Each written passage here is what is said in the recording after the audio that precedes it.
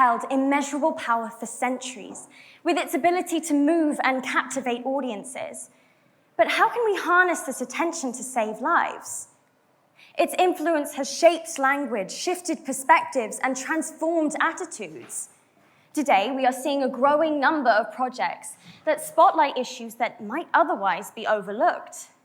In this way, theatre can act as a preventative force, raising awareness, inspiring action, and stopping disasters before they even start.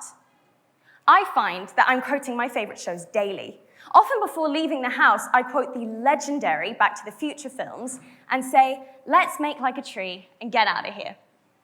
In other words, theatre and film has influenced my everyday life. And even if you're not an avid fan, I'm sure you can relate on some level.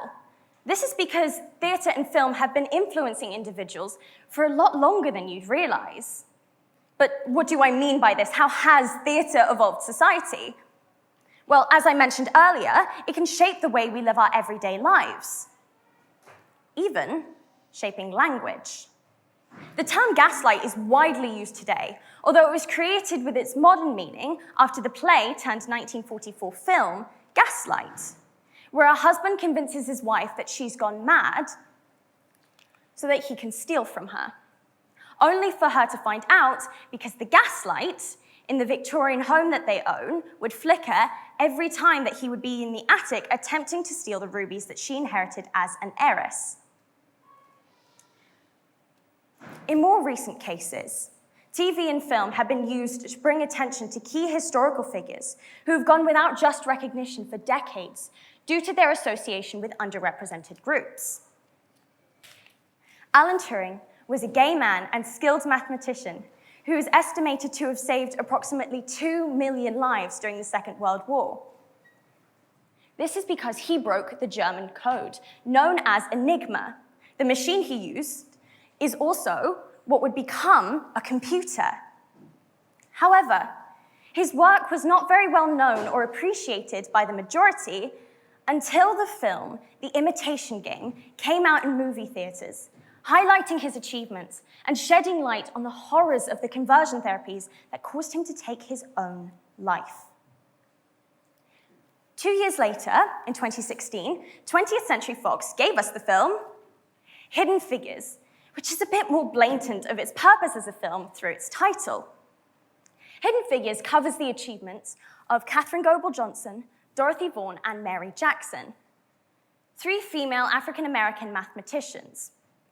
It shows the achievements they made and the prejudices they faced that meant that their work was undermined and their contributions were not as celebrated as that of their white male co-workers. The release of the film gave them the recognition they deserved.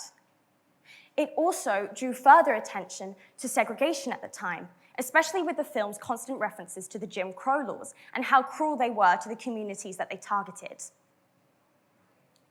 This caused those who resonated with the film's aims to call for prejudice to be removed in modern contexts, whether that is in the workforce, as depicted in the film, or in society as a whole. So it is inarguable that theatre has a profound influence on people. But how does this mean that we can save lives? Well, we often underestimate how important changing someone's mind and causing them to reflect can be. Theatre has the power to present us with problems and possibilities that we never knew existed. If theatre is powerful enough to influence our language, like seen in the film Gaslight, or to bring attention to people and problems, such as Alan Turing and the horrors of conversion therapies, then I believe it can help us prevent disasters before they start. And 2 examples best put this into practice: the musical Cabaret and the TV show Adolescence. Cabaret is set in Weimar, Germany during the rise of Nazism in the 30s.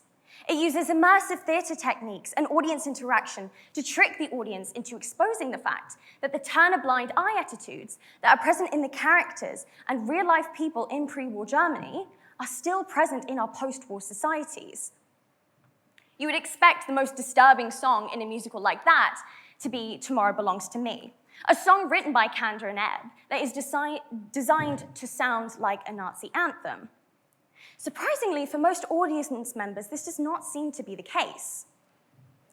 If You Could See Her is a romantic ballad, sung by the MC to a gorilla, of all things. The MC sings about his feelings of love towards the gorilla and confusion over why society and the audience will not accept their relationship. When singing about the gorilla's admirable qualities such as beauty or intelligence, the audience laugh at the absurdity. However, in the final line, the MC sings, "But if you could see her through my eyes, she would not look Jewish at all." The audience is quiet as they realize that in seeing the MC singing to a gorilla rather than a girl, they, as audience members, were used as a metaphor for the Nazis, who saw the Jewish community as subhuman animals.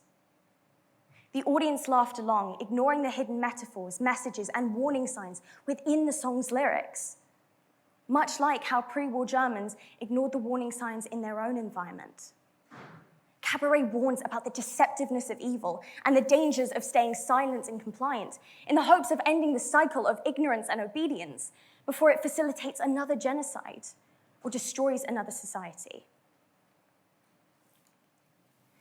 The TV show Adolescence tells the story of a boy, Jamie, who murders a fellow classmate, Katie, after having been indoctrinated by extremist misogynistic online content promoting violence. Adolescence serves as a cautionary tale that aims to prevent the development of these extremist views in young boys, both at home and on a national level. Stephen Graham, the show's co-writer and the actor playing Jamie's dad, told an interviewer, "That is our main aim, to create conversations within the home with parents and their children, in encouraging parents to pay closer attention to what their children are being exposed to, and to be more vigilant about the dangers that can influence their children. We can help prevent future tragedies by catching aggressive behaviors before they develop into something much more horrific." But how can this expand to a national level? Well, in 2021, the topic of misogynistic violence against women was raised in Parliament after the horrific rape and murder of Sarah Everard. The topic was raised again a few months ago, due to adolescents gaining popularity from viewers. In both cases, action was taken to prevent further misogynistic violence. The difference? No one needed to die in a brutal manner in order for the topic to have been brought up a few months ago. All it took was a well-written TV show. Adolescence proved that we don't have to wait for tragedies that shock the nation in order for action to be taken.